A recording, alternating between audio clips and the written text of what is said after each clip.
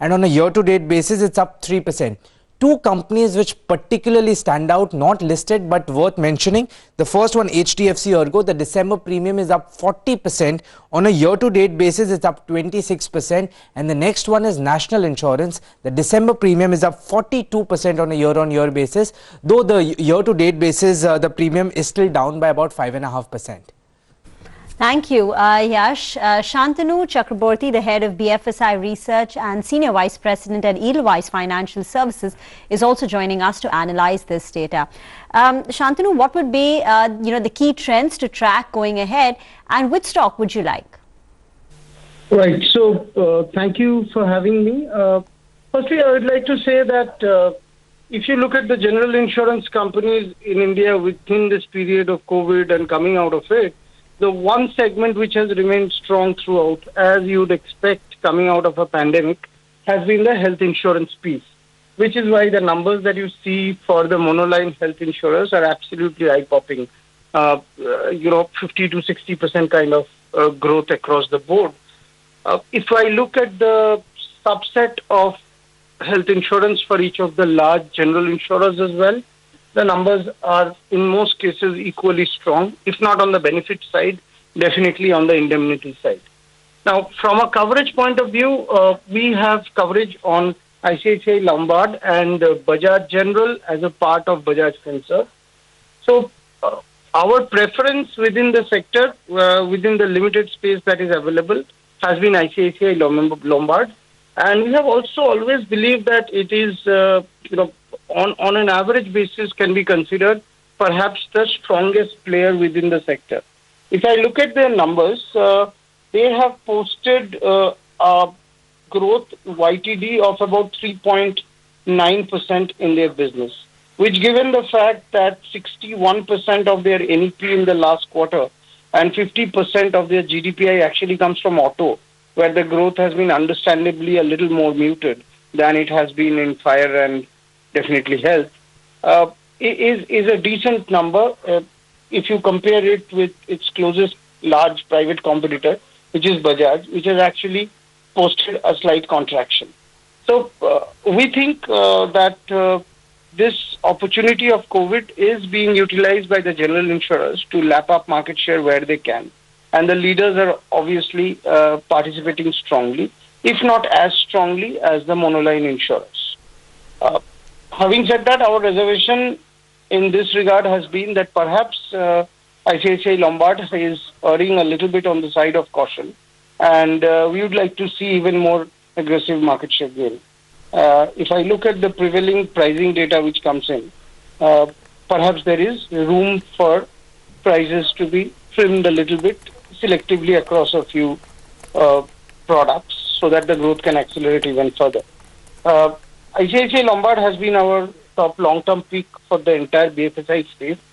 Our current target price is 1600, and it's been one of those ideas where we have recommended it as a 20-20-20 idea, that this is an idea that can give you 20% growth for 20 years while generating 20% ROE, and therefore not something to be traded in and out of. Shantanu, Yash here, good morning. I wanted to ask you about two individual segments, health and motor both. Health saw some sort of, pullback because a lot of surgeries got postponed due to the pandemic. Motor was also muted. But now as we come out of the pandemic, how do you see that factor working for health? What kind of growth would those delayed surgeries get to health portfolio for Lombard? And also motor as the sector starts picking up. Do you think these two biggest verticals would be able to take the general insurance industry as well as Lombard beyond that designated band of 12 to 15% growth? A very interesting question, yes. And it's very much the question which defines the valuation of this stock. I believe the answer is yes. If you notice, Yash, we are already, in the pre-COVID times, we are already out of that 12 to 15% band. One of the reasons that the numbers have looked a little muted in terms of growth for Lombard in the last couple of years is that they have de-emphasized certain businesses like crop insurance, which they have almost completely exited. So as of now, in some sense, Lombard's portfolio is made up of businesses where it wants to have a core position going forward. And interestingly, auto definitely there's been some cyclical weakness, but medical, which you name, and fire have been going great guns, and that's going to put the trajectory of growth for the overall revenue pie at a much higher number than the 15% which some people assume. For that to fully play out, of course, a little more aggression in pricing and market share gain will help. And one can understand the conservatism, given the fact that the economic environment was not very clear to them going in. But I agree with you that their aggression will likely increase going out, and they are perfectly poised to flow for those actual developments to flow through to the top line in a major way. Now, specifically on health insurance, which you mentioned, we believe that COVID has been a mindset reset for the Indian population on both morbidity and mortality. That is, health insurance, or whether you look at the pure protection business in life insurance. Both have been beneficiaries of a crisis because, as evidence across the world suggests through historical timelines, a crisis precipitates an understanding of personal risk at a level that no amount of education can do. 2 months of crisis is probably worth 10 years of education. And therefore, you're seeing accelerated adoption of those products.